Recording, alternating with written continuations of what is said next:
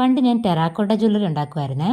അത് യൂട്യൂബ് നോക്കിയാണ് ഞാൻ പഠിച്ചത്. അപ്പോൾ സാധനങ്ങളൊക്കെ ഞാൻ ഏകദേശം പറഞ്ഞൊപ്പിച്ച കടയിൽ നിന്ന് മേടിച്ചുകൊണ്ടിരുന്നത്. ഇപ്പോൾ ഈ കാണുന്ന എൻ്റെ പേജായിരുന്നു. അന്ന് ഞാൻ ഉണ്ടാക്കിയ ജ്വല്ലറിയൊക്കെയാണിത്. അപ്പോൾ ഞാൻ ചേച്ചിയുടെ അടുത്ത് ചെന്നിട്ട് ജ്വല്ലറി ഉണ്ടാക്കുന്ന വയറെന്ന് പറഞ്ഞപ്പോൾ ആ ചേച്ചിയാണ് ഗിയർ വയർ തന്നത്. അതുകൊണ്ടാണ് ഞാൻ ജ്വല്ലറിയെല്ലാം ഉണ്ടാക്കിയത്. പിന്നെ ഇപ്പം ഇൻവിസിബിൾ ജ്വല്ലറി ഭയങ്കര ട്രെൻഡായപ്പോൾ ഞാൻ ആ കടയിൽ തന്നെ ചെന്നിട്ട് ചേച്ചിയുടെ പറഞ്ഞു, ചേച്ചി എനിക്ക് ഗിയർ വയർ വേണമെന്ന് പറഞ്ഞു. ചേച്ചി തന്നത് വേറൊരു ടൈപ്പാണ്. ഞാൻ പറഞ്ഞു, ചേച്ചി ഇതല്ല, ഇതിനെന്ത് വ്യത്യാസം ഉണ്ടെന്ന് പറഞ്ഞു. അപ്പോൾ ചേച്ചി പറഞ്ഞു, ഇതാ മോളെ വരുന്നത്, ഇത് കൊണ്ടുപോയിക്കോളാൻ പറഞ്ഞു. ഞാനതുകൊണ്ട് വീട്ടിൽ വന്നു.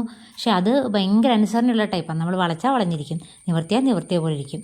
അപ്പോൾ അതുകൊണ്ട് ജ്വല്ലറി ഉണ്ടാക്കാൻ പറ്റത്തില്ലെന്ന് എനിക്ക് മനസ്സിലായി. പിന്നെ ഞാൻ കുറേ സെർച്ച് ചെയ്തപ്പോഴത്തേക്കിനും ഇതാ ഈ കാണുന്ന പേജിൽ സാധനങ്ങളുണ്ടെന്ന് മനസ്സിലായി. അപ്പം ഞാൻ ഈ വെബ്സൈറ്റിൽ നിന്നാണ് മേടിച്ചത്. ഇതുകൊണ്ടാണ് നമുക്ക് ഉണ്ടാക്കാൻ പറ്റുന്നത്.